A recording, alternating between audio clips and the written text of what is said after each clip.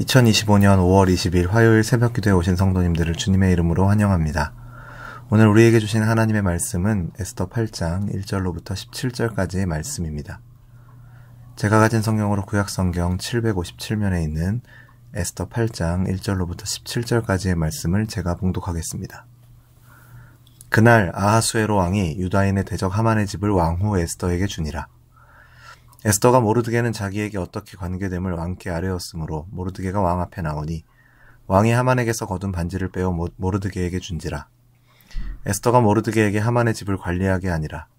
에스더가 다시 왕 앞에서 말씀하며 왕의 발 아래 엎드려 아각 사람 하만이 유다인을 해하려 한 악한 꾀를 제거하기를 울며 구하니 왕이 에스더를 향하여 금규를 내미는지라. 에스더가 일어나 왕 앞에 서서 이르되 왕이 만일 즐거워하시며 내가 왕의 목전에 은혜를 입었고 또 왕이 이 일을 좋게 여기시며 나를 좋게 보실진데 조서를 내리사 아각 사람 함므다다의 아들 하만이 왕의 각 지방에 있는 유다인을 진멸하려고 꾀하고 쓴 조서를 철회하소서. 내가 어찌 내 민족이 화당함을 참아보며 내 친척의 멸망함을 참아보리이까 하니 아하수에로 왕이 왕후 에스더와 유다인 모르드게에게 이르되 하만이 유다인을 살해하려 함으로 나무에 매달렸고 내가 그 집을 에스더에게 주었으니 너희는 왕의 명의로 유다인에게 조서를 뜻대로 쓰고 왕의 반지로 인을 칠지어다. 왕의 이름을 쓰고 왕의 반지로 인친 조서는 누구든지 철회할 수 없음이니라 하니라. 그때 시완월 곧 3월 23일에 왕의 서기관이 소집되고 모르드게가 시키는 대로 조서를 써서 인도로부터 구스까지의 127지방 유다인과 대신과 지방관과 관원에게 전할세. 각 지방의 문자와 각 민족의 언어와 유다인의 문자와 언어로 쓰되 아하수에로 왕의 명의로 쓰고 왕의 반지로 인을 치고 그 조서를 역졸들에게 붙여 전하게 하니 그들은 왕궁에서 길러서 왕의 일에 쓰는 준말을 타는 자들이라.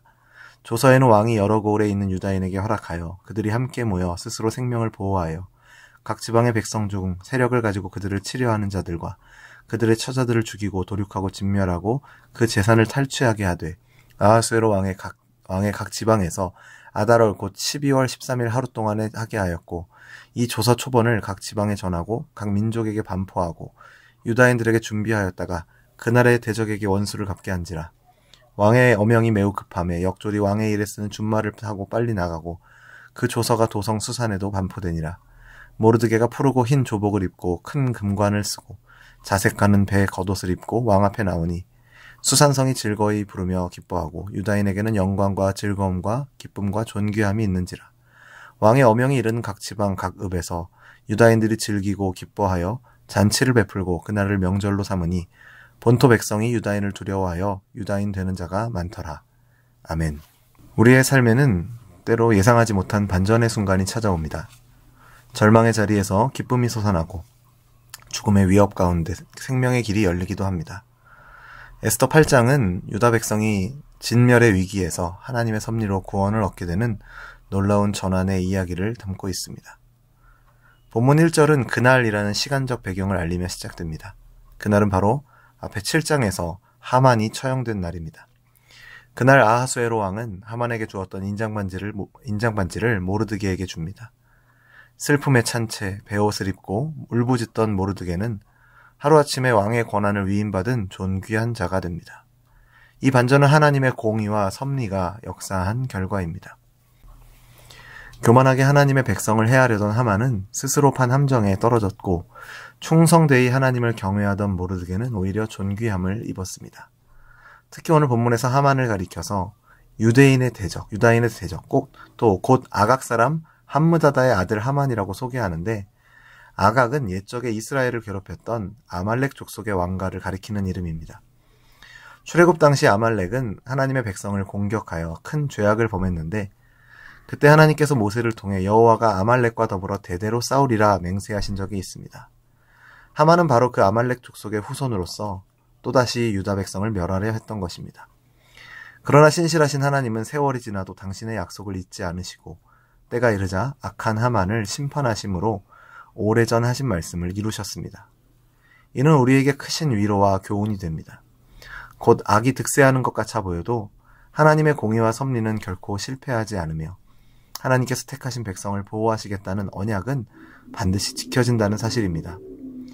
우리도 세상을 살며 때로는 불의가 승리하는 듯한 현실을 마주하지만 결국 하나님의 정의가 승리하고야 마는 줄을 믿기에 낙심하지 않으시는 저와 여러분 되기를 바랍니다. 그런데 아직 해결되지 않는 문제가 있습니다. 하만은 죽었지만 유다인의 학살을 명령한 하만의 조서는 여전히 유효하기 때문입니다. 그래서 3절을 보면 에스더가 왕 앞에 엎드려 하만의 조서를 제거해 주기를 눈물로 간청합니다. 왕은 처음 내렸던 조서를 뒤집을 수 없었습니다. 하지만 하나님께서는 그 상황 가운데서도 지혜를 주셔서 유다 백성을 구원할 새로운 길을 열어주셨습니다. 유다 백성들을 구원할 이 길은 마치 두 개의 법이 서로 맞서는 모습과 같습니다. 하나는 하만이 만든 죽음의 조서요. 또 다른 하나는 모르드게가 작성한 생명의 조서입니다. 첫 번째 하만의 조서가 유다인 모두에게 사형 선고를 내렸다면 두 번째 모르드게의 조서는 유다인들의 생명을 지킬 권리를 선포하는 조서였습니다. 그리하여 죽음을 이길 생명의 법이 등장하게 된 것입니다. 여기에서 우리는 율법과 복음의 그림자를 보게 됩니다. 옛 율법 아래에서 우리는 모두 죄로 말미암아 죽음에 처해졌지만 하나님께서 새 언약의 복음으로 우리에게 영원한 생명의 길을 열어주셨습니다. 사람이 스스로 지킬 수 없었던 율법의 한계를 뛰어넘어 예수 그리스도의 십자가로 말미암아 죄와 사망의 법을 깨뜨리고 생명의 성령의 법을 주신 것입니다. 페르시아에 반포된 이 새로운 조서로 유다인이 구원을 얻은 것처럼 하나님은 크신 은혜로 우리를 죄와 사망에서 구원하는 새 명령, 복음을 주셨습니다. 이것이 바로 하나님의 구원의 역사입니다. 그러므로 사랑하는 여러분, 우리가 절망 중에도 소망을 잃지 않는 이유는 전능하신 하나님께서 구원의 길을 예비하시는 분임을 믿기 때문입니다. 아무리 상황이 막막해 보여도 하나님께서는 우리가 생각지 못한 방법으로 역사하셔서 당신의 백성을 건지시는 분이십니다. 왕의 허락을 받은 모르드게는 곧바로 새로운 조서 작성에 착수합니다. 모르드게는 왕의 이름으로 조서를 작성하였고 동쪽 인도로부터 서쪽 구스, 그러니까 에디오피아죠. 구스까지 이르는 광대한 페르시아 제국 전역에 이를 전달하게 합니다. 유다인을 공격하는 어떠한 원수도 유다인이 힘을 합쳐 맞서 싸워 진멸할 수 있으며 원수를 무찔러 그 재산을 빼앗을 권한까지 주어진다는 이 조서는 정확히 하만의 조서가 예정했던 같은 날 아달월 13일에 유다인이 오히려 원수를 갚을 수 있도록 선포되었습니다. 하나님의 기가 막힌 지혜가 돋보이는 부분입니다. 원래 아달월 13일은 유다인에게 죽음의 날로 예정되어 있었지만 그날 아달월 13일은 이제 유다인이 원수를 갚는 날로 바뀝니다. 하만이 정했던 죽음의 날을 하나님께서 구원의 날로 바꾸신 것입니다. 15절을 보면 모르드게는 왕의 옷을 입고 금관을 쓰고 나옵니다. 이는 이전에 비참했던 모습과는 전혀 다른 영광스러운 장면입니다. 수산성 전체가 환호하며 즐거워합니다. 16절을 보시면 유다인에게는 영광과 즐거움과 기쁨과 존귀함이 있는지라 라고 말씀하고 있습니다. 불과 얼마 전만 해도 울부짖음과 금식의 탄식 소리가 가득했던 그 땅에 이제는 기쁨의 함성이 메아리 치고 있습니다. 주께서 나의 슬픔이 변하여 내게 춤이 되게 하시며 나의 베옷을 벗기고 기쁨으로 띄우셨나이다 라는 찬양의 고백처럼 하나님께서 한순간의 눈물을 기쁨으로 바꾸어 주신 것입니다. 무엇보다도 주목할 것은 이번 구원을 통해서 하나님의 이름이 높임받고 영광을 받으셨다라는 점입니다. 마지막 절을 보면 각 지방에서 이 새로운 왕명을 듣고 유다인들이 즐거이 잔치를 베풀었을 뿐만 아니라 본토 백성이 유다인을 두려워하여 유다인 되는 자가 많더라 라고 기록합니다. 다시 말해 수많은 이방 사람들이 유다인으로 개종한 것입니다. 그들은 분명 유다인의 하나님 여호와께로 돌아와 참 하나님만 섬기기로 결심한 것입니다. 왜 이렇게 되었을까요? 그 이방인들이 볼 때 유다 민족을 향한 하나님의 놀라운 보호와 섭리를 목격하고 경외하는 마음이 생겼기 때문입니다. 본래 하만의 조서가 내려졌을 때는 유다인을 돕는 사람이 하나도 없었고 오히려 적대자들만 가득했을 것입니다. 그러나 하나님께서 큰 역전승을 베푸시자 이제는 유다인의 편에 서지 않으면 안 되겠다라는 두려움과 존경심이 온 민족들에게 생겨난 것입니다.